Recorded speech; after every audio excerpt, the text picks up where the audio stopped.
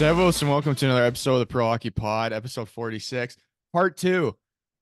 First time ever, as I mentioned last week. We had to cut it kind of in half there. We've just been talking so long, and some of these websites don't allow you to put a 3 hour episode up there. It'll take forever to upload it. So I Yeah, figured we'd cut it in half. So Kyle Gibbons is back, taking the time again to continue on his journey. And we left off last week, just kind of finished up your North American pro career, and you had decided to head over to Europe, and you end up going to Deggendorf there in the Oberliga in Germany. But I'm just curious, we'll start off there. Like, how did that chance kind of come about for you? yeah. Well, thanks for having me back. Try to keep it a little shorter this time. I was probably a little long-winded last episode, but yeah. So I obviously started in Deggendorf in the Oberliga. Yeah, just kind of. I played, like I said before, I played with a couple guys that had only played. I think they played in Sweden and in throughout the UK.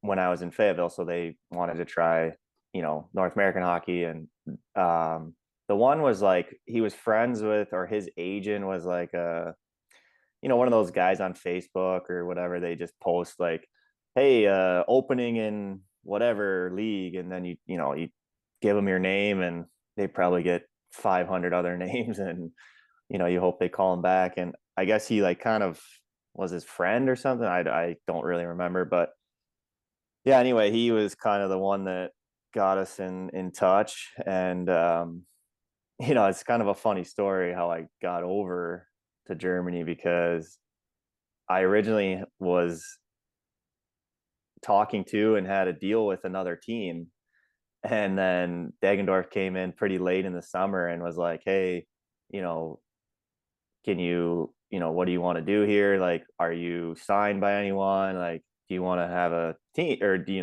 would you come to Deggendorf?" And the team I was talking to, I actually like signed a contract with them. And then whole summer goes by. I talked to the people there maybe once or twice.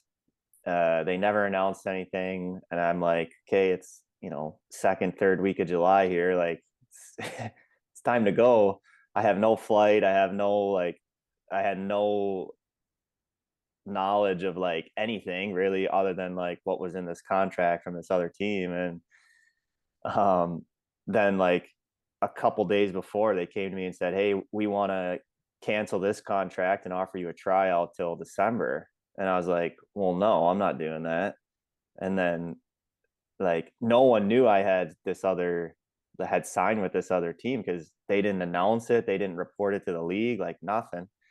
So then I do the deal with Deggendorf, and then Deggendorf calls me and says, "Hey, this team's saying you signed a contract with them." And I was like, "Well, I did, but they also told me that they want to cancel it." So I just thought at the time, "Oh, okay, like you can't have two contracts with one team." And they told me over the phone, "Hey, we want to cancel it."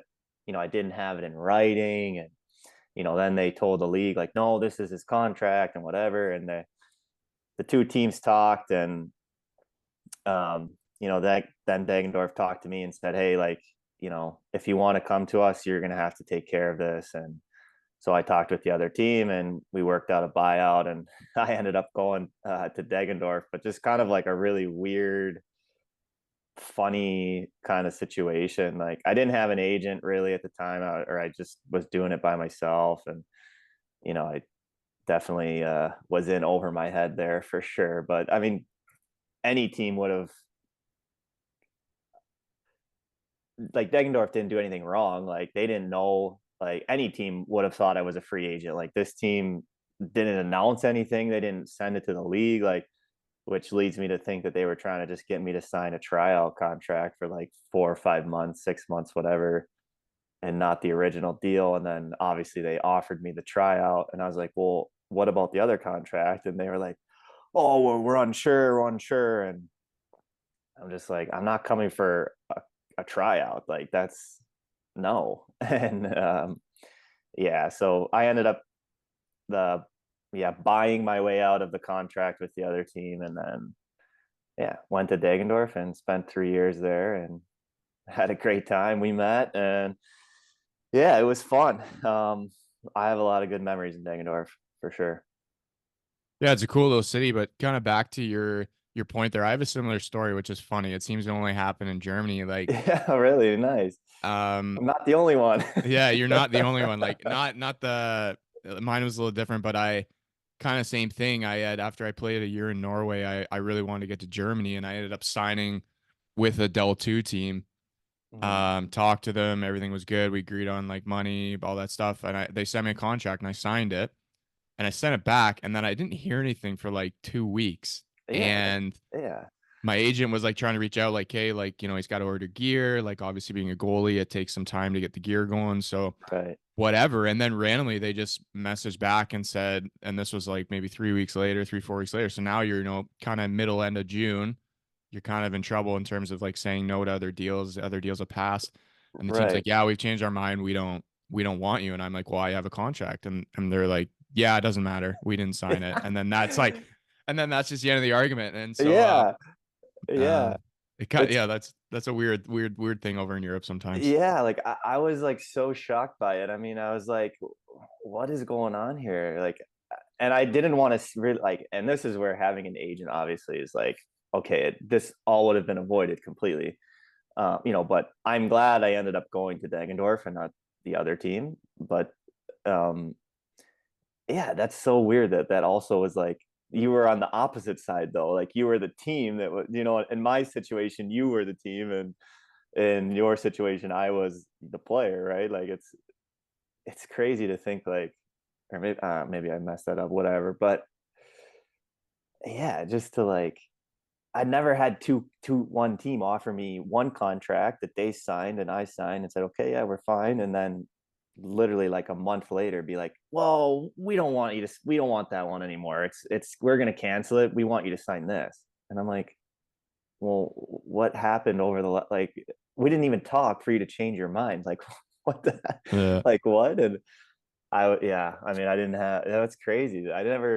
I thought I was like one of the only ones that's like ever had that happen to, and I'm like, wow, I feel like such an idiot because like I said, I didn't really have an agent helping me. I was just kind of doing it on my own, and you know, probably would have helped to have an agent at that point. Yeah, that's maybe a You live and learn, I guess. little lesson there to the listeners. Whenever you're going Yeah, into pro, it's probably best to have an agent so they can handle all that yeah. stuff. But I'm curious too, like when you have going to Deggendorf there, as you mentioned, you have spending 3 years there. Even when you would sign there, kind of after that kind of good start to your career in Germany there with the contract stuff. Like, Yeah. was Deggendorf's plan, like, were they communicating with you, like, hey, we want to get promoted to the Del 2 within the next couple of years? Like, was that always their goal? Um, I think so. Yeah. I mean, look, when I first went over there, I was just like, I'm happy to be over here. Like, I've always wanted to experience European hockey. Some of the guys that I've trained with back home had played in Europe and in Germany, not in the Oberliga, but second league and stuff. And they always had so many good things to say. And so I wasn't really like aware of the things that I'm aware of now. And that being like, oh yeah, like next year they want to put a bunch of money in, and or this sponsor's coming on, or we're getting this player and this player. And I was just kind of playing. I didn't know any better. I didn't understand the language. I didn't, you know, man, I didn't really talk to a lot of guys the first few weeks just because I didn't know what to say. I was like, I don't know German. I don't know. Thankfully, we had a lot of guys who spoke great English and all that stuff that helped me out. And the coach was really good too. He had German, Canadian guy, so he spoke both languages really, obviously, really well and whatnot. But I don't recall them specifically being like, yeah, we want to move up. But I do recall like when I first got there, the coach, it was his first year as well, and he was like, yeah, I want to build something. I don't want to just be like a middle of the road team every year, because Deggendorf was like kind of like a middle budget team in the Oberliga at the time. Like they weren't, the highest spending club, but they had good money and could get good players. So um it wasn't really until like I had re-signed after my first year. I re-signed in like November or like late November. And it wasn't until probably toward the end of that season that I started to hear like, okay, hey, we're getting this player, we're getting this player, we're getting this player. And I remember thinking, I'm like, okay, like we're making a move here because these guys are like really good players. And yeah, and then everything just kind of fell right into place. My second year, we had a really good season. So yeah, I guess I think the goal was to move up. I don't think they thought they were going to do it so quickly though.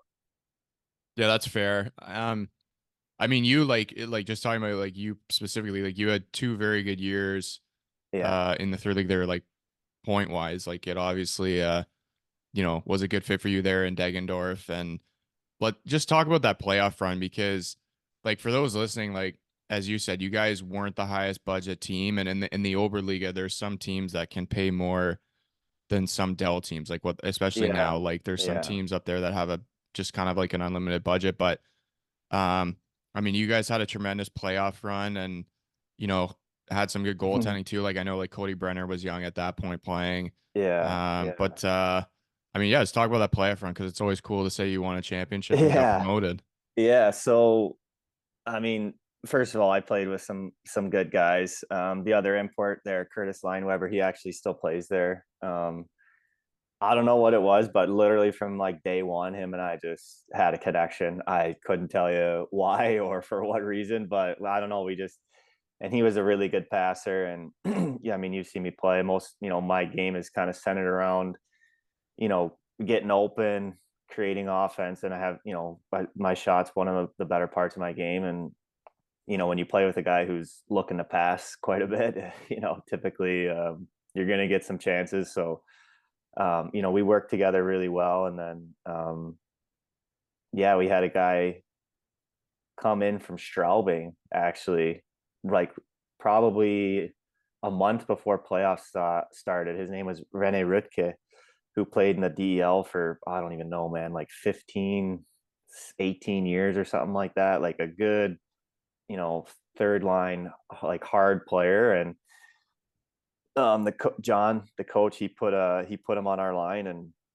it was like instant chemistry. Like all three of us just were like, just knew where each other were going to be. And, um, the first series we played Herna, and I think this is a testament to like, this was, well, let me back up a couple weeks here. We were battling with Selb, and Selb at the time was one of those teams that was like paying guys like really good money.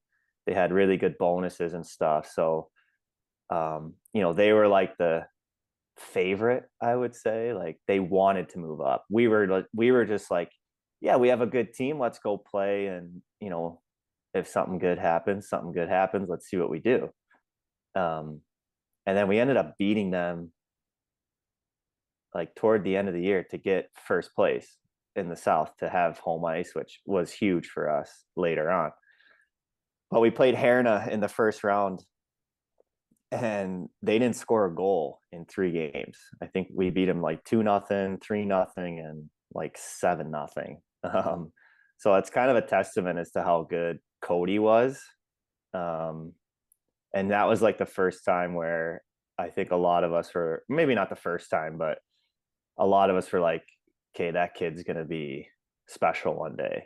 And it's nice to see him, in the DEL. I don't think he's the full-time starter in Schwenningen, but I mean, he's been in the DEL the last 3 years, 4 years, rightfully so. I mean, he's a pretty good young goalie. But um, and then the second round we played Essen, and that was kind of a crazy series actually, because it was just back and forth. It was like who's gonna win, what team is gonna win their away game kind of thing. And for us, obviously it was like longer travel, and it got serious when we started going the day before. I think that's when they kind of realized like, hey, like we just swept the team like pretty handily. They didn't score a goal. Like, let's see what we can do. And so we would go the day before to Essen and, all that stuff. And then we played game 5 at home against Essen.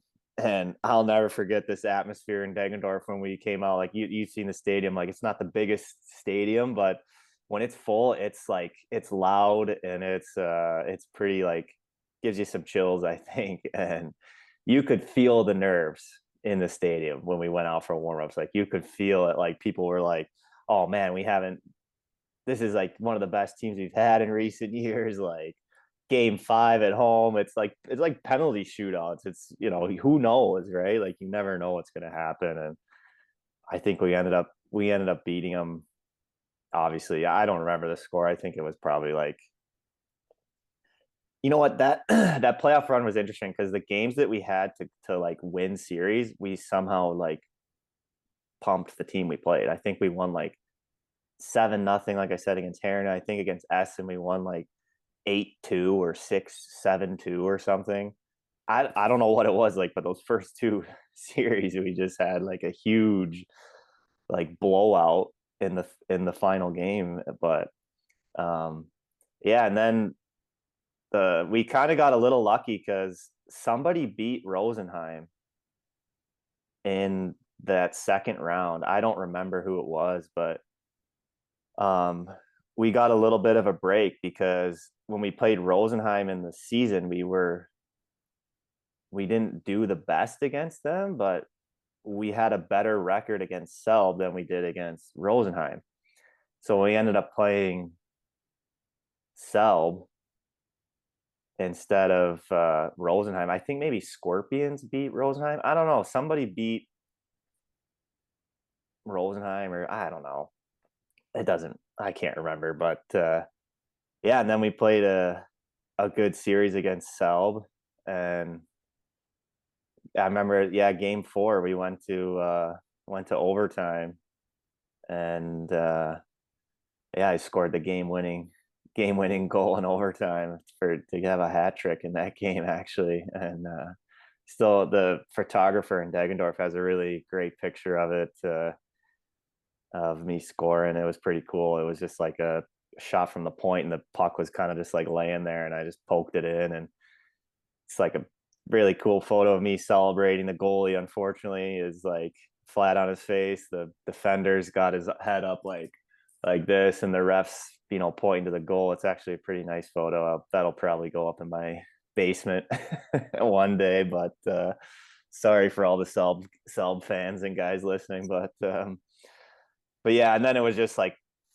pandemonium after that because we knew basically like, all right, we're either going to play Tilburg or Hanover, and at the time, Tilburg was kind of like, yeah, didn't think anybody was going to beat them in 5 games. So But there's also the rule, right? Like with Tilburg, they can't move up. So technically, whoever yeah, play if right, they went to the right, final and you played right. them, it meant you guys automatic like your series in a sense like was more just who would be the Oberliga champion, but you guys already knew you'd be going up. Yeah, yeah, and that was kind of like I think it was like a quite a shock for a lot of guys. Like I don't think anyone at the beginning of the year, like obviously everyone's goal is that, oh, you want to win a championship, but I think like for us at the beginning of the year, I don't think we could have sat in the locker room and said we're gonna finish in first place at the regular season and we're gonna move up. Like I don't. Yeah, we had a good team, but I don't think like, I mean, you had Rosenheim that just came down from the second league that had a really good team as well. You had Selb who had like a huge budget. They had some of like, I mean, Oberliga greats, like not just in the South, like in the entire Oberliga, like Jared Mudrick, Kyle Piewarchuk, you know, Lanny Gare. I mean, some of these guys, like they played a long time in that league for that team and were really good players. So I don't think anyone was really looking at Deggendorf saying, "Oh yeah, they're gonna get out of the South and play the champion in the North," like. But yeah, it was quite the run. It was a lot of fun. Yeah, it's definitely a good memory. The final against Tilburg wasn't the best. I think the first game we lost like 8-1 or something in Tilburg. It was kind of like, all right, regroup here. Let's and then we won game 2 at home, and then we lost game 3 and game 4 we lost in overtime. But we had some guys battling injuries, and we were missing a couple players. But it's that time of year, man. Everyone's playing Mm. hurt. Everyone's going through something. So it sucks not to like win the actual Oberliga championship, but I think for the German teams, if you're playing Tilburg, the goal is, you want to win promotion. It's not necessarily all about the championship, which is a really weird thing to say, I think, but I, I think being promoted means more than winning a championship to a lot of clubs, I think, but Well, that it Tilburg was a team lot of too fun. back then, like they basically had all the national players and like Right. these are good players. So like they're it's kind of like a weird like for anyone who's not familiar with the Oberliga and like that kind of setup, like that how that team's in that league, it's kind of like a weird setup and it's almost like an all-star team. And that's why for so many years they were always in the semis or the finals, and all the Yeah. teams who were competing to go up knew or were hoping in a sense like I hope we get them in the finals because at least like it means we're going up. You know what I mean? Like you don't Yeah, want to play them in the exactly. semis because then you got to win. So, Right, right. And at the time too, they like a lot of Oberliga teams at that time only played three lines. Like we played the mm, entire season with three lines. I mean, but we also had three really good lines that could play, and then we had a fourth line of like some younger players that they would play, but for the most part we played three lines the entire game.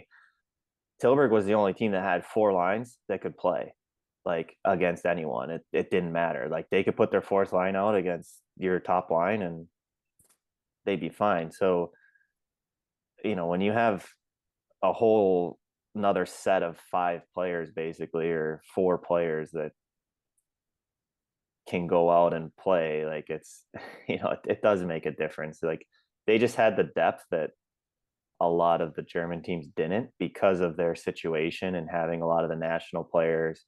Those guys needed to play, and that's the best place for them to play. mm. So, I mean, outside of leaving the country, right? Outside of going to maybe I don't know, Sweden or France or Finland or Germany, whatever. But yeah, I mean, they had a lot of really good players on that team, and yeah, I don't know if anyone would beat them in 5 games. I don't know if they be a really hard. I think Landshut did it the next year.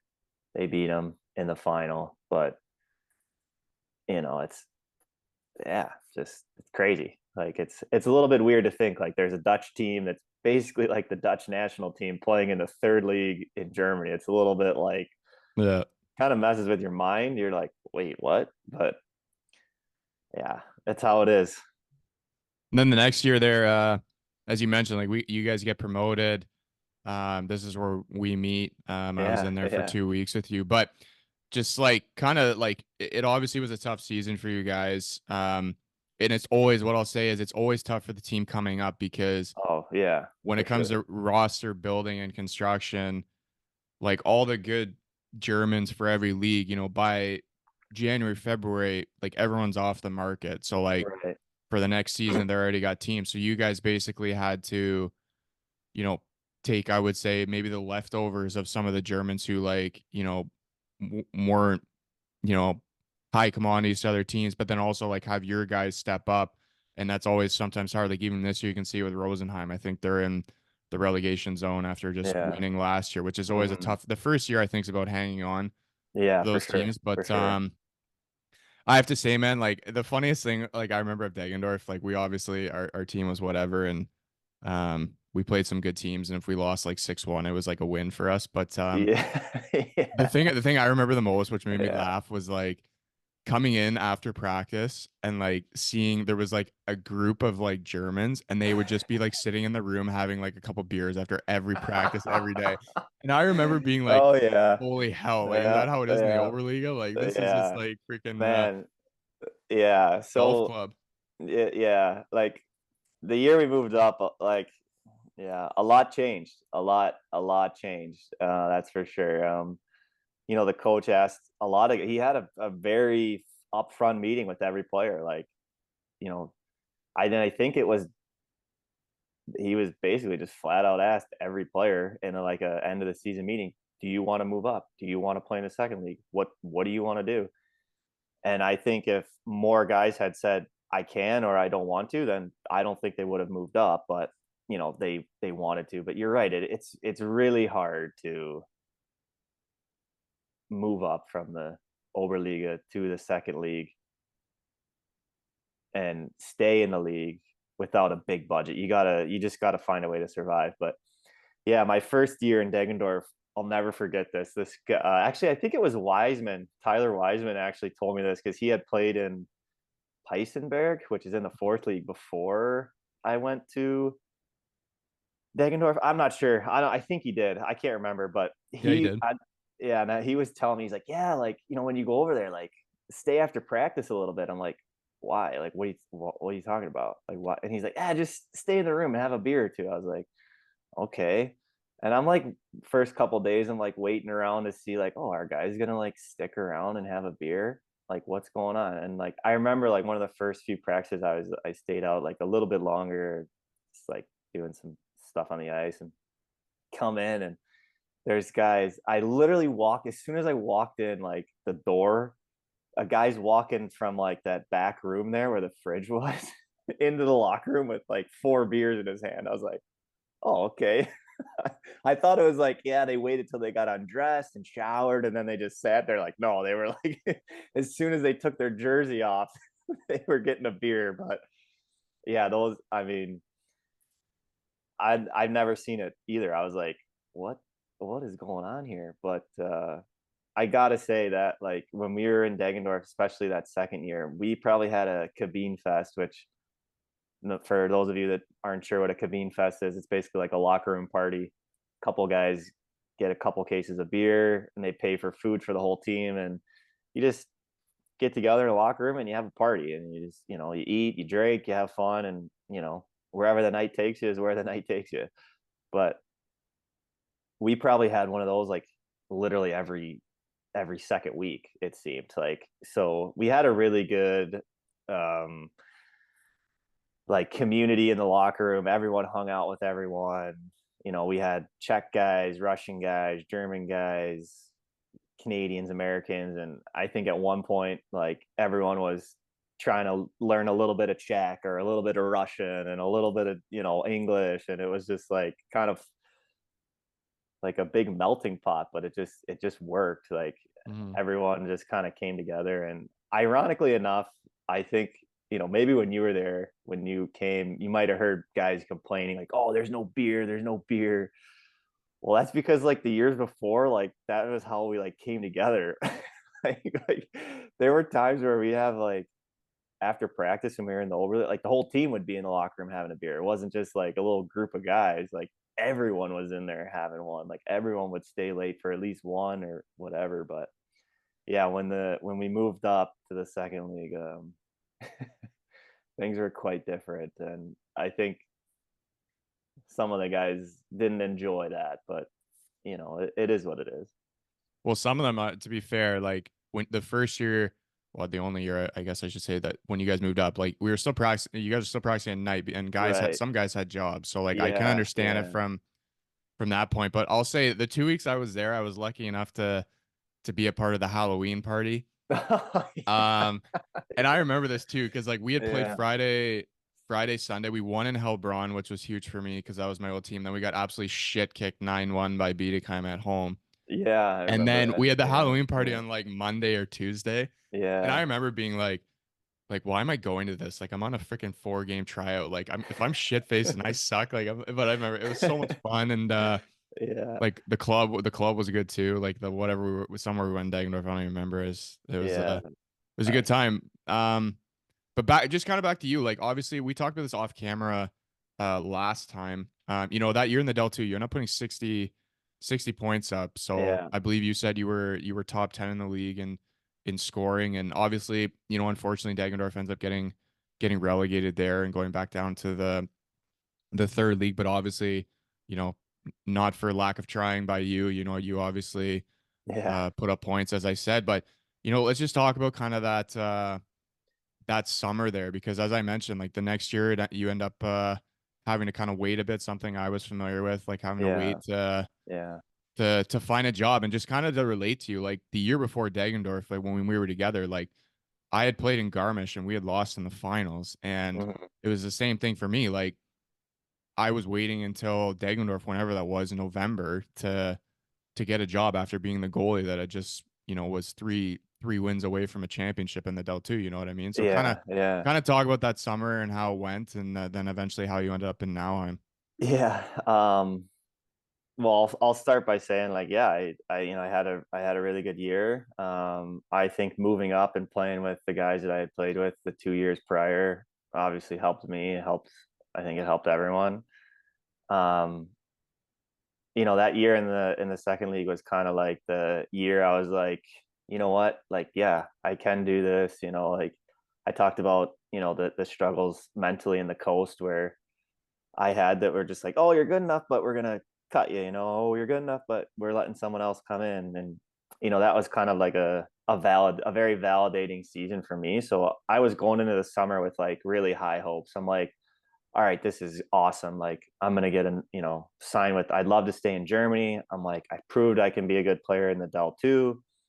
I can go somewhere for more money. Start. Because Deggendorf had offered me like another contract, but I was like, no, I want to be in the second league. I proved I can do it. Like I'm top 10 in the league in scoring. Like why why would I stay in the Oberliga? And um just quickly though, like that I would play downs is like the worst hockey you want to play. Like I don't like if I never had to play downs again, I would be super happy. It's the most stressful, like full pressure hockey I think anyone could play. But It's more um stressful than playing the finals. Like I've I, I 100%. I- I've played both.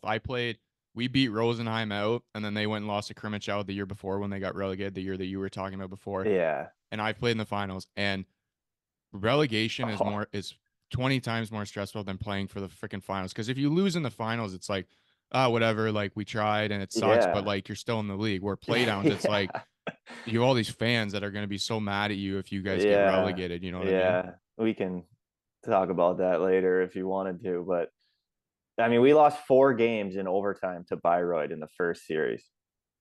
We got swept all 4 games we lost in overtime. I mean, it was tough. And then we lost in 7 games to Freiburg. And it was just like, for me, it didn't matter. I would have had to had 3 points a game for people to be happy, which is wild because the year before you're sitting there and you're partying, celebrating promotion, and then a year later, the same people you were celebrating with are, you know, running you out of town. Like it's all your fault. And, oh, you need to do this. You should have done that. And it's like, well, I'm one player. Like, you don't play 1-on-5, like it's not just one player certainly doesn't take the fall for, you know, 2 series of games. But anyway, I go so into the summer, yeah. Like I remember like when I left Deggendorf, we had like, the Abschluss fire and everything, and it was a little bit awkward because we got relegated, and it wasn't quite as fun as the year before. But a lot of people were coming up asking me like, "Hey, I heard you're going to Landshut. How could you do this?" Or, "Hey, I heard you're signing with Hellbrunn," and "Hey, I heard Frankfurt wants you, and are you going to Frankfurt?" And I'm like, "What?" And this ties it back to like my first year. Like I've never been a guy who's like really in tuned with like everything that goes on. Like even today, like even now, like guys are telling me stuff, and I'm like, "Where did you hear this from? Like, who told you this? Like, how do you know this?" Like, I mean, of course I talk to people and friends, but I don't really talk. You know what I mean? I don't Hmm. know like all that stuff. But yeah, a lot of people are coming up to me saying, "Hey, how could you leave us and go to Landshut and all this?" And I just told them, I was like, where I'm like, who did you hear this from? Like, I'm like, like, what?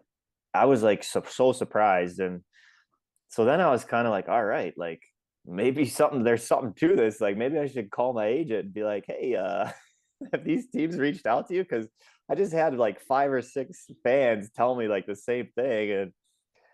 And yeah, so anyway, pretty early in the summer, we got a really good offer from a team in Denmark in the Danish league. And I was like, oh, okay, like, yeah, sure. Like, I'm into it. What's up? And, and then all of a sudden they call back and say, "Oh yeah, we're not interested. We did our homework with some German teams, and we spoke to some German coaches, and I remember this verbatim. I have the email still because it really pissed me off. They said, "Oh, he's not a team player," and I was like, "Excuse me?"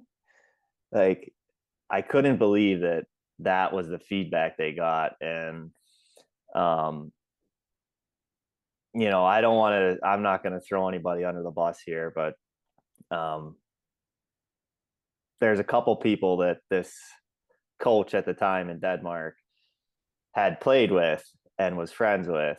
I'm thinking they're obviously friends with them because I'm thinking they obviously spoke. And one was the coach GM from the first team that I was supposed to go to in Germany when I first came over, was the GM from that club. And then the other was somebody who was working with Deggendorf at the time. And I remember having a call like a couple weeks later just for with him saying, "Hey, this is like our final offer. Like, what do you want to do?" And I remember I told him, I said, "Yeah, it's kind of weird. Like, I had some talks with a team in Denmark. Like, he said they were going to call you." And I was like, "We just haven't heard back. So I'm just curious, like, did he call you? Like, what's going on?" And the first words out of his mouth were, "Well, I didn't sewer you." And I'm like, I didn't say that you did. I'm just asking if he called you to talk about me, like, because we haven't heard back. And he's like, "Yeah, I don't know. I don't know. I didn't say anything." And I was like, "I didn't say that you did. I'm just asking if he called you to talk and see what you like, if they," and he just, yeah. So that was kind of like a real slap in the face for me because the guy who was representing me at the time, he knew me probably better than anyone in German hockey, and he was also like, what are you talking about? I've been around this guy for three full years. Like, this is not his, like, that's not him at all. Like, I don't know who you talk to, and I don't know, the team didn't want to hear it anymore, so we moved on, and it is what it is. And yeah, and then it just was like really interesting. I know he talked with Weisswasser a little bit, and the feedback there was like, "Oh, Deggendorf was so bad, we don't know if he can actually play in a system." I'm like, what are these guys like? I just the thought process for the teams was just really interesting for me because I was like, yeah, okay, we were a bad team. Like, don't get me wrong, like, we didn't have good results. We didn't have we had good guys, good players, but we just weren't a good team on the ice together. But they were acting as if, "Oh, it was just freestyle. You just went out and played." And I'm like, "Well, no, we clearly had like a structure, things we wanted to do, forecheck, D zone. It was just that we maybe didn't have the quality of player that the teams like Castle and Frankfurt and Dresden and whatever, Nauheim, these other like bigger clubs had to read and react and see situations quick enough." I mean, we had guys that had never played anything outside the Oberliga playing in the second league like a regular shift. So like that's a fairly big step for some of those guys. And yeah, that was just kind of like the feedback we had gotten. Like, a lot of teams just weren't interested because all Deggendorf was so bad. We don't know, can he play in a system? Like, and I'm like, I just remember being like, what does that even mean? Like, do these teams think like we had no system in Deggendorf? Like, I didn't really get it. And yeah, we had been all over. We looked all over. We started, at first it was just the Del 2, and then, well, obviously, like, Denmark, Del 2 were kind of like the two places that were kind of, people say they're rather interchangeable. I think the Danish league might be a little bit better, but whatever, it's similar. And um, yeah, I mean, we went quite a while. And then I think in early October, I got a call on like I don't know, it was probably like 2 or 3 in the morning German time. And he was like, "Hey, Nauheim's looking for a guy. They really want you." And I told him, I was like, "All right, sweet. Like, I can leave tomorrow." and they're like, oh, okay, well, hold on, like, let me get back to you. Like, I need to talk with them a little bit more. And I was like, okay. And he told me it would be a like an 8-week tryout. One of their imports was injured. He had like a pretty serious like hamstring injury, so they needed to fill in until Christmas. I was like, yeah, like I'll take it. Like that's a good chance for sure. I'll go. And I remember like my mom came home from work, and at the time, well, my wife, she lived in well, her family's from Philadelphia, so we would always fly from Philadelphia. It's just a lot easier. So I remember I drove through the night from Cleveland to Philly to get to Philly in the morning to leave like a day and a half later. And yeah, that's how we ended up in Nauheim for 8 weeks. And yeah, I really enjoyed that experience. That was a fun place. A lot of good players there. Met some nice guys, and yeah, it was cool. It was good. And then after that, over the next couple of years there, like kind of what we talked about like before, you end up being like, you obviously had proved you were good enough to play in the Del 2, and as you mentioned, like for whatever reason, there was some hesitation by teams, and sometimes that happens in European hockey. Like that's Yeah, the only way yeah, to really say it. Like it's not, I wouldn't say it's fair, but people get their assumptions. And like what you mentioned before, just with the Deggendorf thing, I know from coaching after in the Del 2, we had that hesitation about guys who played in Weisswasser because the travel was so far that we knew like these guys would put up a lot of points at home because teams would be, after being on the hmm bus for 10 hours and, like yeah. it's That's a so good that point. was Yeah, right. that was like a I don't know whatever you want to call it, like a stereotype that some teams really believed in for like taking guys from Weisswasser. Well, be careful because a lot of their points came at home and the travel, blah blah. True or not, it doesn't matter. But Yeah, um after that, you end up, spending the next 2.5 years there. You end up going to Duisburg, you end up going to Rosenheim, Hanover. So teams that, especially then, like we mentioned, the Rosenheim, the Hanover Indians, like these are teams who, want to move up. So yeah, obviously you were a pretty high target in terms of an import. So just kind of talk about those seasons there. And, obviously every year, as I mentioned, you guys were trying to move up. And I know, unfortunately, there in Duisburg and also in Rosenheim there. It was also kind of the COVID year, so that also yeah, played a part of yeah. That was everything too. interesting. Yeah, yeah. So I mean, Nauheim was great, but I think it kind of validated maybe what some of the teams had said about me because I think I played like 15 or 16 games and I only had like 8 or 7 or 8 points or something, 5 points, and there's yeah. So maybe that validated them a little bit. I don't know, but it is what it is. I could sleep at night knowing like I achieved like a big mental hurdle for me being able to play in a higher league when I had been told constantly when I came out of college that oh I couldn't, you know what I mean? Like so for me it was tough, but yeah, I actually got to play in that outdoor game against Frankfurt. That was kind of like the last game for me. So I was kind of lucky that I was able to play because some other guys had gotten hurt. And when I was in Nauheim, I think there was like 6 imports or something. So it was kind of crazy. Like, not all of us could stay. And, I was working on a deal to go somewhere else. And they wanted me to stay until January or till like another month. And then my agent was like, well, if you stay another month then like you're really up against it. If they don't want you then like you might have to go home because the deadlines and everything. And I was like, oh, like I didn't really think about that. And so I ended up going to Duisburg. A couple of guys I played with before were there. They kind of were saying, hey, come here, it's fun, it's whatever. And Duisburg had a good team on paper, but was coached by two German hockey legends that I don't know if they really wanted to change their ways or what. But no, Duisburg was fun. It was my first experience in like the Oberliga North. So yeah, but it was really short. I mean, I only played, I think, yeah, from Christmas till March basically. And then yeah, COVID hit, and I remember being in the locker room when COVID hit. We had this like trainer, he's still there. His name, they call him Goonie. He's probably pretty famous amongst guys in the Oberliga North. I think everybody knows him, but I think he turned like 80 when I was there. And his wife is from Thailand. And I don't know how they got married. I don't know how they met. I don't know. That might be a completely different story, not for this podcast, but maybe another one.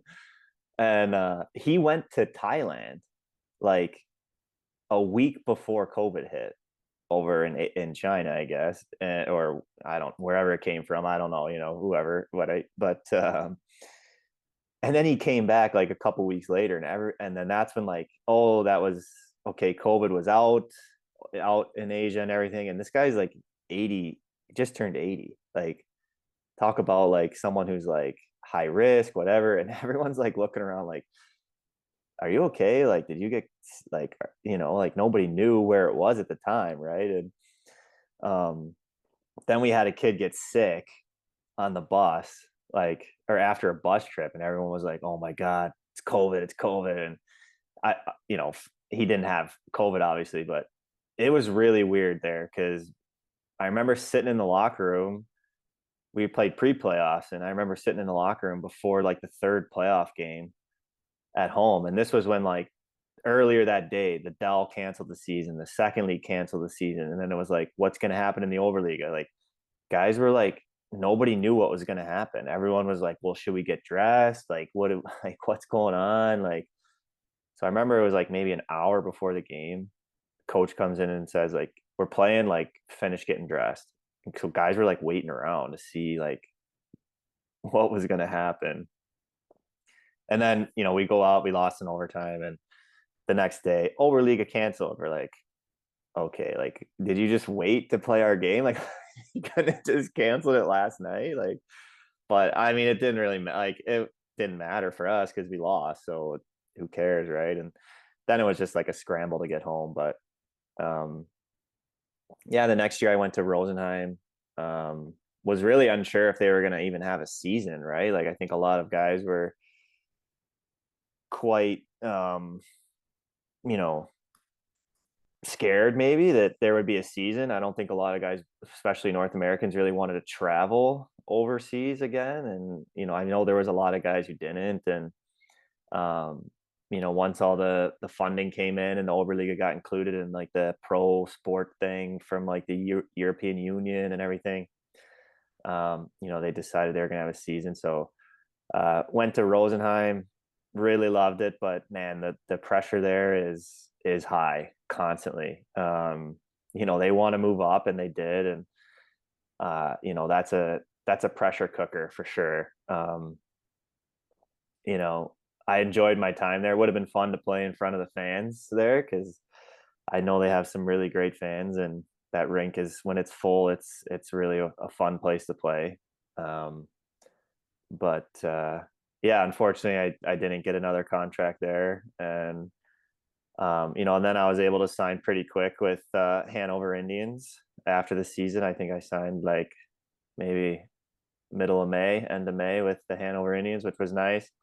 I had talked with Lenny Socio, the coach at the time, a couple years before. He had asked me if I was interested in coming, and I had already had a contract in Deggendorf, and I wasn't going to make the mistake again of signing two contracts. But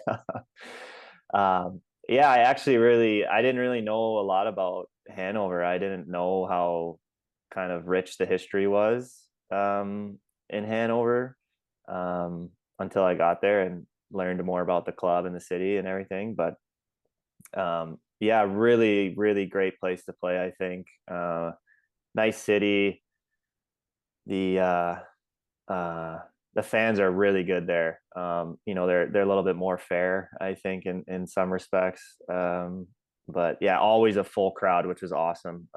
Especially in the playoffs. We had a really deep playoff run there in Hanover. We ended up losing Game 5 in the semifinals to Memmingen. But yeah, I mean, we probably had 4,500 for almost every home game, which was really cool. And then playing the Hanover derbies was like a whole nother animal too. I mean, we didn't win any of them, unfortunately. But yeah, I mean, that place was, I mean, probably if they could fit, you know, 5,000 more people in there, they for sure would. It's yeah. So that was a lot of fun. Had a lot of good experiences in those 3 years. Personally, we had some unfortunate things personally with like my family happen in Hanover that probably tainted our time there, and have kind of made things away from hockey a little bit, a lot more difficult. But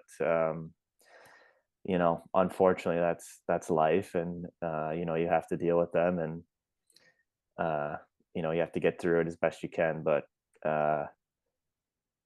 yeah, it's kind of tough sometimes. Going to teams that have high aspirations to move up, the pressure is a little bit higher. So if one year you have a lot of points, and then the next year you don't quite have as many points, teams can be like, well, what the hell? And it's like, well, it's a completely different situation. It's different players. It's different city. It's a whole, it's, you can't just copy paste, copy paste, copy paste. Mhm. Unfortunately, it doesn't work like that. If it did, you'd probably be playing in a different league. But it is what it is. That's the that's the thing, especially with the Oberliga, I find, because you have whatever it is, 2 or 3 imports per team, and Yeah, those teams that you said have high aspirations, have goals of moving up.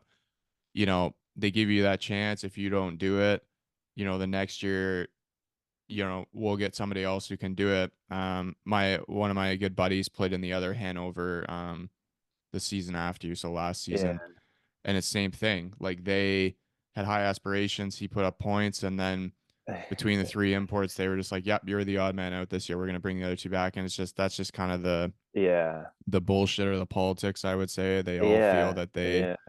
it must be the imports' fault. Right, right. It's not And the other players. I kind of take it back to when we moved up, when I played in Deggendorf, because yeah, okay, like Curtis and I, we had good years, but we also had German guys that had really good seasons too. And I think now with the 3 import rule in the Oberliga, I don't know if it's going to stay 3 imports, or I don't know. I feel like they change it like every second or every year, every second year or something. But I think now more than ever, like the German guys kind of have a stranglehold on the market, which is how it should be, in my opinion. Like if you're a good German player, you should be able to go and get what you want from a first league or a second league or a third league team. I mean, obviously given your ability, like, but I think there's this misconception that maybe teams, or maybe not teams, but fans have, that where like, oh, well, this guy played in here and was drafted in, 2012. He must be good. But then they don't deliver. Do you know what I mean? So in my opinion, it's kind of like the imports kind of always cancel each other out. Like, yes, some imports might be a little bit better than others, but at the end of the day, I think what really takes your team to the next level is your German players, because that's the majority of your team. Like, you know what I mean? I mean, okay, there's teams that have like the dual citizenship players as well, but since my second year in Deggendorf, I think Rosenheim was a good example of it as well. Like we had really good German players, but we just couldn't get over the hump. Like Selb just had a really good year that year. They were like, they were hard to score against for whatever. They were really good defensively and could score. So, and they just had a good year. I mean, it just happens. Like it's not because you're a bad player, you had a bad team, or sometimes people just have a better season. Like it just is what it is. Mhm. And I think some fans or teams, like they don't want to accept that because of what they pay the player or maybe their resume, but it kind of in a way makes the player feel like a piece of crap, because it's like, oh, well, you didn't do the job. It's like, well, I'm one player. I'm not Yeah. I'm not the entire team. So, you know, I do think like in the Oberliga, the German guys are very important for sure. Like I think they make up for a lot, or they make up a lot of your team, and they you know you need them to be a big part of your team if you want to win. And because you look at a team like Hanover Scorpions, like yeah, they've always the last 3 years they've had like some of the best imports in the league, but they're still in the third league. They also have good German players too, but you can't just buy your way with these top players, and you have to be a team too, and it's hard to build a team, but That's a great point though, because when I look at a team like the Hanover Scorpions, they've had guys there for years, and there's some guys on that team that in terms of like maybe character or what they do outside the rink would be question marks. And I think they're just comfortable there because they know they're yeah, German. They're going to get right, their money. They're important. And if they're not going to get in Hanover, then Weiden's going to give it to them, because that's right, the right. perception in the Oberliga is, the more the player costs, that must mean he's better. And Yeah, yeah, um, exactly. you even saw it with Saul, right? Like you brought up Saul, obviously that year that they won. The next year is when I went there, and they had an Oberliga team, and Yeah, yeah, it took right. them a while to get going. And again, like even the second year when we had more Germans, that had come from the Del 2, like we had imports, so at a point per game, and like management was like, yeah, well, you should be doing better. And I was like, that's where my head's like kind of like, there's four imports in the Del 2. Like if you think that four imports are going to carry your full team and make up for your Yeah, Germans maybe not being yeah, as high as other teams' Germans, like that's yeah, a yeah, misconception. yeah. Um, but that's another we It would get in a is. 3 hour conversation about Yeah, that. it So is. It is. It is. But let's it plays with your mind though too. It really does as a player because you know everyone's looking at, and yeah, I understand like you typically you're higher paid. They want you to make the difference, but you need help. You can't do mm, everything by yourself. And maybe in the DEL you expect more from those guys because there's more of them. Okay, fine. But the leagues where you don't have as many imports, you need those. You need help from the German players for sure. And there's a lot of good ones. There really are. But there's only so many, and I don't blame the guys. If the team's going to offer me 5,000-6,000 a month, why would I go to a team that's going to offer me, you know, 4,000 a month? Of course, I'm yeah, going to go to the team that offers me six. Like, why? Why wouldn't you? yeah. Um, you know, I don't blame those guys. I really don't. But you're right. I mean, guys probably do get comfortable, and you know, But as you said, it is what it is. it's a team sport, and that's Yeah, why 100%. it goes back to you need to be together as a team, both on the ice and the room, everything. And Yeah, yeah, I as you said agree. with Yeah, Deggendorf, like start of the year, I doubt anyone would have said you guys were going to win, and yeah, you just yeah, what maybe the camaraderie was a big reason too, and just the yeah. I chemistry mean, together. like I said before, I wasn't 100% sure if the goal was, hey, our goal is to move up this year. I think the goal was to move up. Hey, let's try to move up within the next like year or 3 years. I think it surprised them, surprised, the people and the club and the man. Like, we had a good team. I think they just were, I just didn't think they thought it was going to happen that quick, which, I mean, that's a great thing. That's a good problem to have, I Mhm. suppose. But I'm telling you now, man, like that year we had so much fun as a team away from hockey. You'd come down, like we travel for the playoffs, come down to breakfast. Everyone's, kind of everyone's sitting together, everyone's talking. Didn't matter if you were a young player, an old player, like we had a really good group, for sure. And as much as I don't want to admit it, but I will, as the partying, for lack of a better term, or the beer in the locker room made a difference. It's hard to sit here and say like, oh yeah, drinking beers in the locker room makes a difference, but I think for some reason on our team that year, it made a difference. And I guess maybe it was just the beers that just brought the guys together to sit together, to talk, get to know each other, and become a team off the ice, without doing all the team building and the challenges and all the stuff that coaches want to do. It was just, we just sat there and genuinely enjoyed being around each other. And it plays a role for sure, for sure. No, 100%. A lot of other guys I've talked to, like even the guys in Selb that had played and won, they said the same thing. Like we had Yeah, Cabina Fest, and back then too for them it was also COVID, so that was the only thing to do. Like they couldn't Right. Yeah, go do anything true. else, so it Yeah. was kind of that Yeah. camaraderie. Just But sitting at home all day. yeah, exactly. But yeah, after your time in Hanover there, you end up going to the Alps League there in Italy. You end up playing with a buddy of mine, Colin Furlong. He's Oh, yeah. been on Okay. his podcast, and I'm Oh, nice. probably gonna butcher this name, but Gardena, yeah, Gardena, yeah. Gardena, yeah. But Gardena, yeah. yeah, talk about living in Italy, man, because obviously Oh, man. it's a postcard.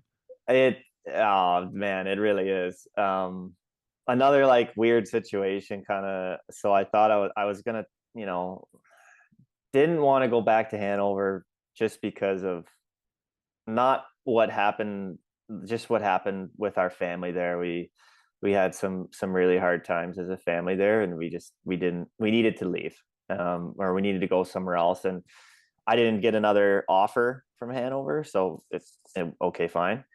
Um, and then yeah, I was just kind of like waiting around a little bit, and ended up going to Gardena toward the end of September.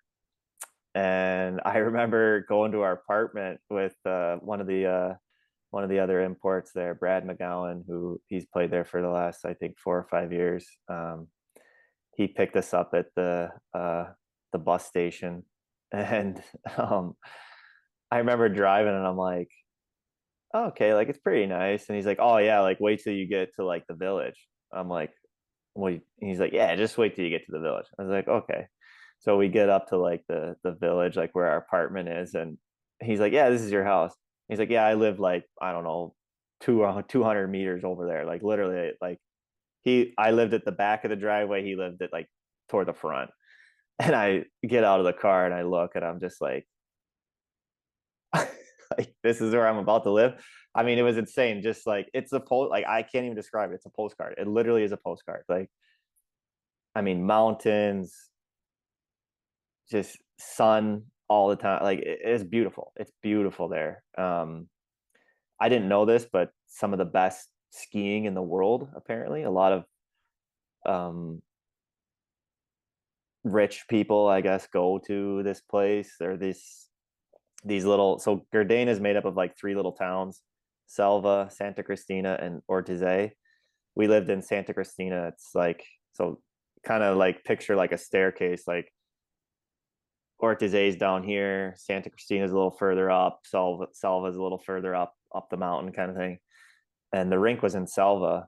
And I remember like going to the rink for the first time, and I just stood there at the entrance, and like I was like, I gotta take a video of this. Like this is like, sun was setting. It looked like, I mean, looked like a painting, like something that wasn't real.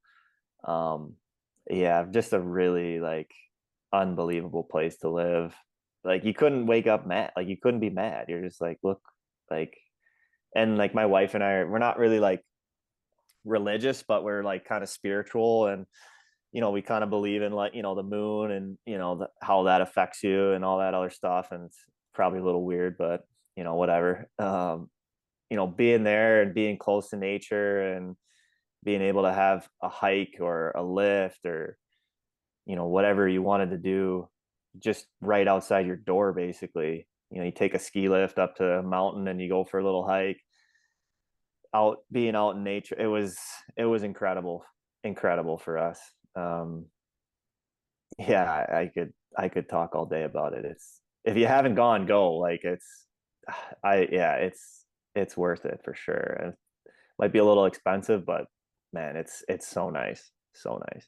It definitely makes the like living abroad experience better. Like my first 2 years pro, sorry, I lived in France, and I lived in the French Alps, so kind of the same thing, like Oh ski yeah, town. yeah, for sure. Morzine, like you, like I remember showing up to the rink Yeah, the first day, and there's just like probably mountains exact same. behind it, and Yeah, yeah. big party town in the winter. Like all the people from England would come there and ski, kind of like what Oh you yeah, mentioned. So yeah, yeah. it's hard to have bad days there, but Did I you have sorry to cut you off. Did you have like weeks where there was like, okay, this month or these few weeks there's a lot of British people. Then this week there's a lot of Dutch people. Then this week there's a lot of like Scandinavian people. Did you guys have that in France or no? we had just like English people. So like literally from August until the week before Christmas, like our town was dead. Like there was Yeah. nothing going on. Okay. And then as soon as Christmas hit, like for the rest of the year, it was like a massive like 40,000 people were there versus like 3,000 before. Like Yeah. it's, Yeah. everybody's skiing every day, partying, getting hammered, going to the local club. So like for our games too, like everyone's like shit faced. Like it was like a different atmosphere, and Yeah. it Nice. made it fun playing. And um yeah, like just a cool experience. Like my parents visited a couple times. I have tons of photos. Like Yeah. it was a postcard, man. And that's what I tell a lot of people. Like it doesn't matter what, like everyone wants to play in the highest league possible. Like that's obviously everyone's goal. But if you can also like go places, like Morzine was a lower budget team. They were in the first league when I played. Now they've dropped down. But like I remember we would travel to teams who like lived in big cities, and it was almost like, oh, like here we are, versus like when we'd come home or go to like another team that's in the mountains, it was like something cool and different to see. Yeah. Cause like us as North Yeah. Americans, we're so used to The the big city cities, the teams. North American Yeah. style. Yeah. So Yeah. Yeah. You're absolutely right. I mean, Gardena was the same. Like until like December 1st, it was like a ghost town. It was just the locals. And once December 1st or that first week of December hit, when the slopes and the lifts opened, it was packed until Easter basically.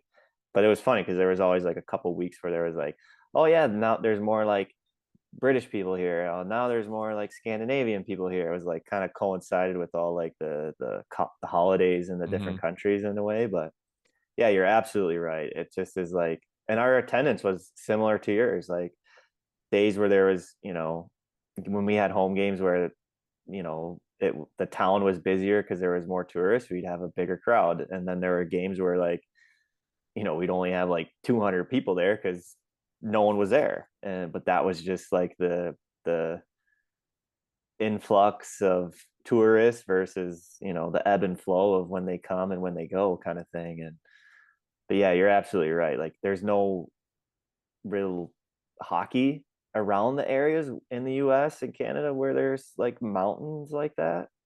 I mean, maybe besides like like Colorado Avalanche, but there's only like a couple teams. I mean, there's entire leagues over here that play, in Mhm. those leagues or in those areas. And yeah,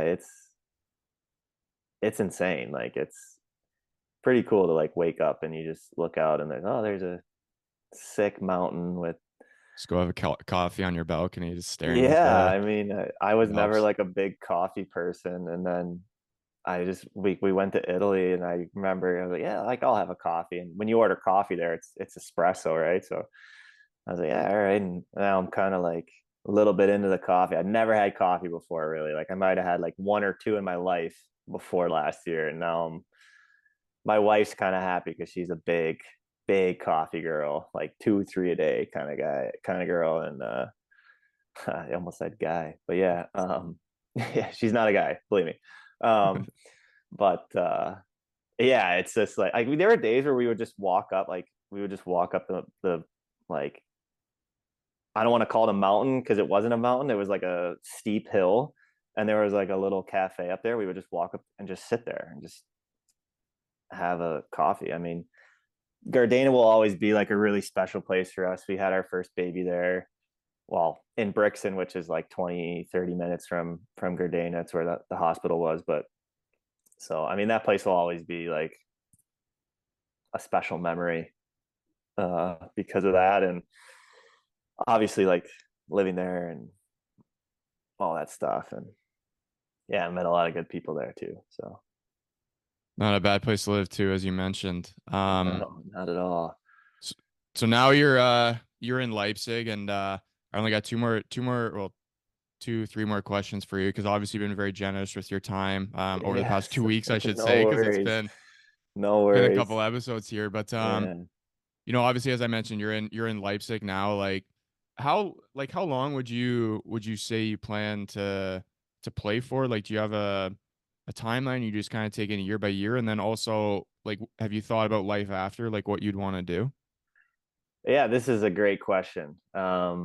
I think this is the biggest hurdle that guys getting toward the end of their career have. How much longer you want to play, and what are you going to do after? I think a lot of guys, for me personally, I'd like to play 2 3 more years. But if something comes up outside of hockey that's worth my time and worth exploring, then I think it's something that you need to take serious, because you know you can only play for so long, and you can only be effective for so long, right? Like you can't just say I want to play until I can't walk, but like you also have to perform too, right? So like if your body or your mind is not where it needs to be to play, then you can't play. So for me personally, I mean, I'd like to play a couple more years for sure. Whether it's 3 or 2, or I don't know. I don't have an exact answer. I definitely like to play at least probably 2 or 3 more for sure. But and then in terms of after hockey, I haven't really looked into it too much. I used to work at, well, I still kind of do every now and then. I caddy at a golf course by my house in Cleveland. I've been doing that since I was in like 8th grade. So I've built up a lot of connections there. Probably with like, I mean, a lot of people, but closely with probably 6 or 7 guys and their families and stuff that, they're in, they're pretty high up in their companies and or are retired now, and maybe, still have connections. So I've had a couple meetings with some of those guys that are in, they work for big banks, or, I had a degree in finance from Canisius. So ideally, yeah, it would be nice to get into finance because that's what I went to school for. But if it doesn't work out in finance, then okay, fine. There's plenty of other ways to, make good money and support a family, right? But um, I think it's important to start looking while you're playing, so you have an idea of what you want to do. I mean, I also would, coaching is also, a very easy transition for players. I would definitely think about coaching.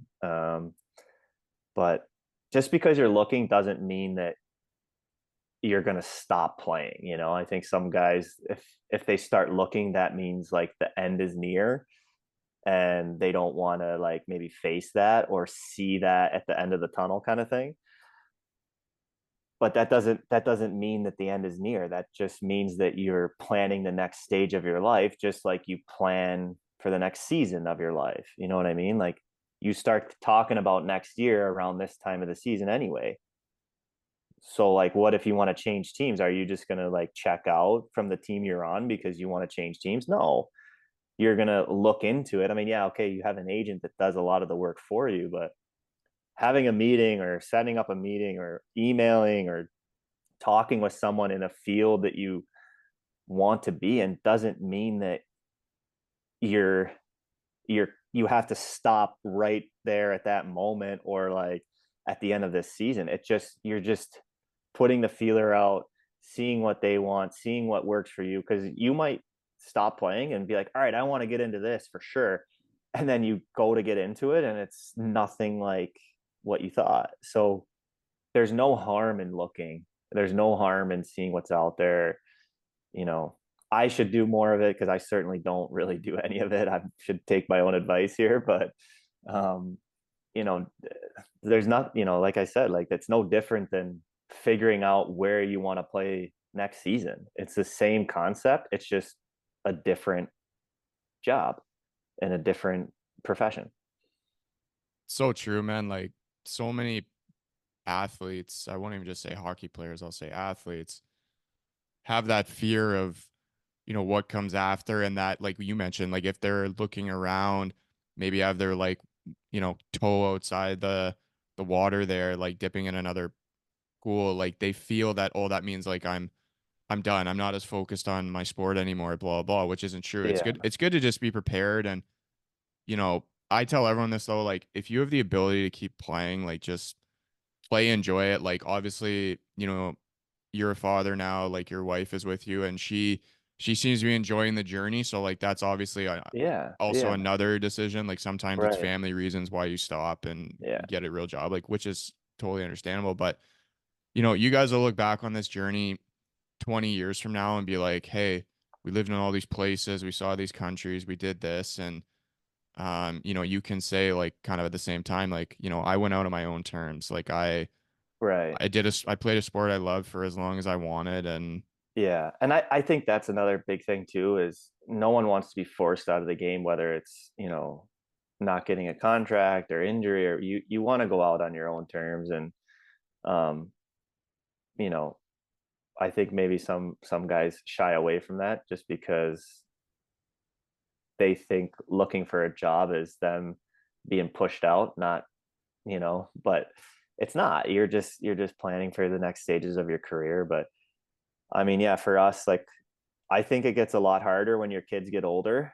There's a lot more, when you start having kids, there's a lot more on the line. It's not so easy to just pick your stuff up and pack up and go to another town. Like, you have a kid, now you got to think about, all right, schools or doctors or health insurance, or, there's a lot of other things that you have to start thinking about that shouldn't scare you at all, to do this while you have kids. There's plenty of people that do it. That's not the case. There's just more lives at stake. There's more people to think about than just you and your partner or whatever, right? So, we look back and we think, hey, this is amazing for us. Like, our daughter was born in, Brixen, Italy, like Bressanone, Italy. Like, are we going to try to take her back there when she's older and knows? Yeah, for sure. We'll probably try to, like, be like, look, like, this is where you were born. Like, this is where we lived. Like, so you have these experiences that you can share with your kids and your families one day as well. So even though you might be moving on to a different path, that old path is still there. You know what I mean? It's Mm-hmm. still going to be a large part of your life, because if your kids aren't old enough, you want to show them, you want to share your experience, or, like, you want to show them, hey, you were only 6 months old but you were here, or this is where you were born. It's kind of like something you want to share too with your family one day as well. It's not just, about you and your partner. It's also like your kids too, right? Like, my wife has a lot of friends that have kids that are in school. I mean, I have some friends with kids that are in school, and I'm like, man, imagine, like, signing in like December or like late in the year, and you have kids that need to be in school, or it's like Mm-hmm.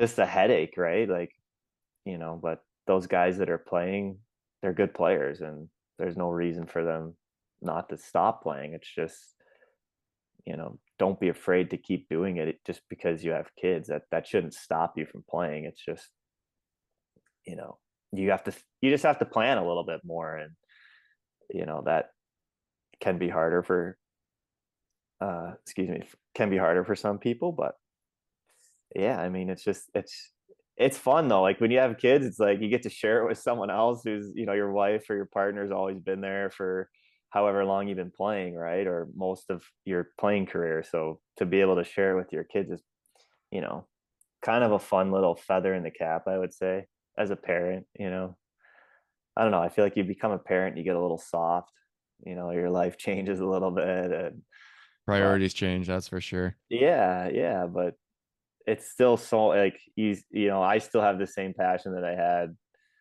you know, my first full pro season. It's still, the fire still burns deep. And um, but I think it's even maybe a little bit more because you want to have those memories. You win a game and go to the fans and do the woo woo, right, and all that stuff, and get to carry your kid around. And I mean, that's kind of cool. Like, to me, I don't know, other people, they might not think it's that cool, but for me, that's a cool experience to have, to show her one day, or maybe bring her back to a team if they're still around, and do a trip and catch a game or something at a old club, or I don't know, whatever it may be. But could be it's fun. You just got to have fun. No, it sounds like an awesome idea. And yeah, I know what you Yeah. mean with Yeah. the kind of thing with the fans and game with kids. It seems like such a cool moment. Last one for you here. All right. Before we shut this one down. I always like to ask the guests this when they're on. What is one piece of advice or multiple piece of advice, if you have it, that you would give your younger self? So if you were speaking to Kyle Gibbons back when he was 16, 17 years old, what are multiple pieces of advice you'd give him? And maybe also the younger generation listening. So people in kind of similar situations. Yeah, this is good. So for myself, I would definitely say um get better at defense. Play But better in that zone. yeah, you'd be better in that end. But no, yeah, obviously a little bit of that. But I mean, also for myself too. Like I would say like just don't overthink it. Just play. I still struggle with it now. Like you get in your head. Everyone does. Or you're not getting the results you want. It's hard to not be in your head. But you know I would tell myself, hey, focus on little things, like focus on your next shift, focus on your next game, focus on your next practice. Have a good next shift, have a good next game, have a good next practice, and build on it. My parents always told me growing up, you practice how you play. If you practice poorly, you don't execute in practice. Well, when it comes to the game, you're not going to execute and you're going to play poorly in the game because that's your habit, right? You have to find a way to create good habits in practice when you can make mistakes and you can, for lack of a better word, fail basically. But then it doesn't happen in the game because you know what not to do. And so that's kind of like what I would tell myself, to just relax, forget the outside noise, and just go play and have fun and do what you've done your whole life and just play. And then for younger kids, I would probably reiterate that message as well. Like, have fun. Don't get caught up in the fact that so and so is drafted here at 16 and you're not, or so and so is committed here. Who cares? It doesn't matter. There's there's thousands of different ways to get to the end goal. Of, if your end goal is to play junior, there's a bunch of ways to get to junior. If your end goal is to play college, there's tons of different ways to get to college. If your end goal is to play pro, there's no path is the same. Yeah, I mean, the toughest part is don't compare yourself to the 1% of your birth year. Like, there's always guys at every birth year and girls at every birth year that they just have something that no one else has. So of course they're going to be, drafted in this, they're going to be looked at earlier, they're going to be picked earlier, whatever, doesn't matter. What matters is you continue to work hard, have fun, and be who you want to be. Like, don't fall into this trap of like, oh, well, I have to do it because that's what they did. It doesn't matter what they did. You have to make your own path, your own journey. And I would also say too, like, go somewhere where you're going to play, be somewhere where you're going to have a chance to play and to develop. I mean, if you're just going to a team just to say, oh, I played on the number one team here or the number one team there, well, what does that do for you? If you don't have, like, if you're not putting it on film, then it doesn't help you. Like, you need to play. And trust me, I think now more than ever, when we were growing up, you had to be on some of those better teams to just get a look, right? But now I think there's so many ways for scouts to watch or whatever. I mean, we have this program at the rink where I grew up playing. It's like called Hockey Barn or something. I don't know. It's like parents get the login and the password and they can see what's going. They can watch the cameras. There's like 4 or 5 different camera angles. They can watch a game from their work. If their kids have a game and they can literally log in and watch what's going on in the rink. So if they can do that, I'm sure scouts can do the same thing. So just make sure you're going somewhere where you're going to play, and don't forget to have fun. I mean, as soon as it stops becoming fun, you got to think of a way to make it fun again, or maybe it's not for you. And if it's not for you, then it's not for you. That's okay. Like, not everyone's going to be, a junior player. Not everyone's going to be a college player. Not everyone's going to be a pro player.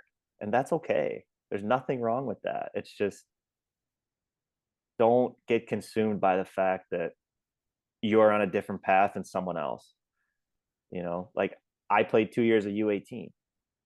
Okay, fine. Well, I'm going on. This is my 10th year playing pro hockey. I mean, it doesn't matter, Like I have friends that they played 1 year U16, 1 year U18, 1 year junior, and then played 50 college games and no pro games, but they were highly touted recruits or whatever. Well, now they don't play anymore. So it just shows like not everyone has to follow the same path. Is kind of like a good message, and create your own path, whatever it may be, whether it's life or hockey, you know, and play a different sport too. Like don't play like hockey 24/7, 365. Like you need a break. Like I see a lot of kids, like I do some stuff in the summer, like skills or here and there, and they come out and they have, it's like the last place they want to be. And I asked someone, like, do you want to be here? And they're like, well, not really. Like my parents told me to come. And I'm like, do something else. Play lacrosse, play football, play baseball, play soccer. Like put your hockey gear away for a couple months and forget about it. Go hang out with your friends more. Do something away from hockey, because you'd be surprised, I think, too, like, at least for kids, how well your hand-eye coordination or your motor skills or, whatever it may be, playing a different sport can help you in a different sport. You know what I mean? Like play lacrosse. Okay, well, that's a lot of hand-eye. Well, hand-eye can help you a lot in hockey too, or, whatever it may be. Athleticism for basketball players, athleticism can help you on the rink too. So, the more sports you get involved in, or recreation things you get involved in, it can only improve your athleticism, improve your motor skills. It's only going to help. So, don't consume yourself with the game of hockey or one sport. If it's basketball, play something else when it's not basketball season. If it's baseball, play something else when it's not baseball season. I see it too often where kids spend the whole summer training and skating every other day, and by the time the season comes, they're like, oh, it's like the last place they want to be. So yeah, No, that's there's a lot of kind of what good I would advice say. there, especially like what you said, the two sport one I think is very important, and also the having fun aspect. Like that's Yeah, at the end of the day, the whatever sport you're playing, whatever activity you're doing, it needs to be fun. Or if yeah, and I think a little bit of that falls on the coaches too at that age. I mean, when you're 12 to 15, like you know you can't be telling kids like, oh, you're not good enough, or you got to have a fun environment. Like maybe if they're not playing well, it's still got to be enjoyable for them, because Mhm. some kids, that might be the only time they play hockey. That might be their last season. And as a coach, I couldn't live with, you know forcing a kid out because he didn't have fun when I Mhm. was his coach. You know what I mean? So it's like at the younger levels, I think the coaches have to do, it's on them a little bit to make it fun and to try to get results. It's a fine line. You got to push to get results, but also you don't want to take it over the line where it's, you know, nobody wants to play, right? No, that's true, man. Yeah. I mean, great way to end it, I think. I Yeah, appreciate you yeah, taking the time, and yeah, a lot of good advice there. And I wish you best. Keep playing, man. As I told you, keep yeah, yeah. keep buzzing Thank you. along there, keep enjoying the experience. And yeah, man, thanks again for the past two episodes. Yeah, of course. Thanks for having me on. Happy to do it. Happy to catch up with you as well. And um, hopefully they're not too long. Sorry, I talk quite a bit, but yeah. So hopefully somebody takes something good out of it. So, but thanks for having me. Appreciate it. No, they will for sure. As I said, lots of good advice there.